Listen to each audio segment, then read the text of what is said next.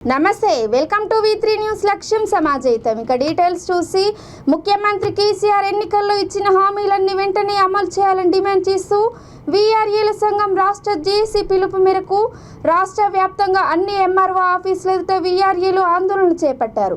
ముఖ్యమంత్రి కేసీఆర్ వీఆర్ఏల జీవితాలతో చెలగాటమాడుతున్నారని వారు ఆవేదన వ్యక్తం చేశారు. 2020 సెప్టెంబర్లో అసెంబ్లీలో నూతన రెవెన్యూ చట్టం తెచ్చిన సందర్భంగా వీఆర్ఏలందరికీ పే స్కేల్ ఇస్తామని వారి వారసులకు ఉద్యోగాలు ఇస్తామని ముఖ్యమంత్రి ప్రకటించిన విషయాన్ని వారు గుర్తు చేశారు. సీఎం హామీ అమలు చేశారని ప్రభుత్వ ఉద్యోగులుగా గుర్తింపు వస్తుందని ప్రభుత్వ ఉద్యోగుల మాదిరిగా అన్ని సౌకర్యాలు వస్తాయని ఆశించి గత 20 నెలలుగా ఎంతో ఆశతో ఎదురు చూస్తున్నామని వీఆర్ఏలు అంటున్నారు. రాష్ట్ర వ్యాప్తంగా ఉన్న 23,000 మంది గ్రామ రెవెన్యూ సహాయకులు ప్రభుత్వ రెవెన్యూ వ్యవస్థలో క్రింది స్థాయి ఉద్యోగులుగా ఉంటూ సమగ్ర కుటుంబ సర్వే నుండి నేటి దళిత బంధు వరకు అనేక ప్రభుత్వ సర్వేలు సంక్షేమ పథకాలను ప్రజల్లోకి తీసుకుపోవడంతో ప్రధాన భూమిక పోషిస్తున్నారని వారు అన్నారు.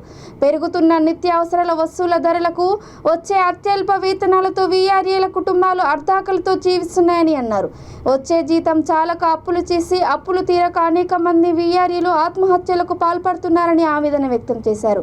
తక్షణమే పే స్కేల్ జీవోను వెంటనే విడుదల చేసి అర్హత కలిగిన వీఆర్ఏలకు పదోన్నతి కల్పించాలని 55 ఏళ్లు పైబడిన వీఆర్ఏలకు పెన్షన్ మంజూరు చేయాలని వారు డిమాండ్ చేశారు.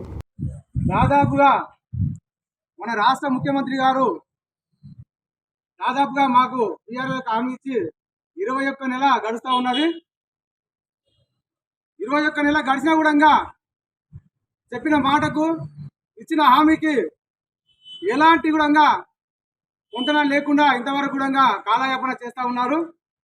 వాటికి నిరసనగానే దాదాపు ఎన్నో కార్యక్రమాలు చేసినాము. వాటిలో భాగంగా ఈరోజు రాష్ట్ర వ్యాప్తంగా అన్ని తహసీల్దార్ కార్యాలయం ముందు నిరసనలు చేస్తూ టికెటింగ్ను నిర్వహించడం జరిగింది. ఈ యొక్క కార్యక్రమంతోనన్నా ప్రభుత్వం స్పందించి వీఆర్ఏలకు ఏదైతే శాసనసభలో ముఖ్యమంత్రి గారు ఇచ్చినటువంటి హామీని గుర్తు చేసుకొని తొందరలోనే ఆ యొక్క జీవోను విడుదల చేస్తారని చెప్పేసి కూడా ఈ సందర్భంగా మా వీఆర్ఏల తరఫున అందరూ కూడా డిమాండ్ చేస్తూ ఉన్నాం ఈ ప్రభుత్వాన్ని. అంతేకాకుండా వారసులకు 55 సంవత్సరాలు దాటిన వారి అందరూ కూడా వాలంటరీ రిటైర్మెంట్ చేసి వారి యొక్క కుటుంబంలో ఎవరైతే చదువుకున్నారో ఆడ మగ తేడా లేకుండా అందరు కూడా ఉద్యోగ అవకాశాన్ని కల్పిస్తామని చెప్పేసి కూడా ముఖ్యమంత్రి గారు చెప్పినారు. అంతేకాకుండా ఎన్నో సమస్యలు పెండింగ్తో ఉన్నాయి. దాదాపుగా 10 సంవత్సరాల నుంచి కూడా ఎవరికి కూడా ప్రమోషన్లు లేవు. వాటిని కూడా ఈ ప్రభుత్వం గుర్తించాలి. ఈ యొక్క నిరసనలే కాదు, ముందల కూడా మేము రాష్ట్ర వ్యాప్తంగా రేపు 11వ తారీఖు నాడు జిల్లా కలెక్టరేట్ కూడా ముట్టడి కూడా ఉంది.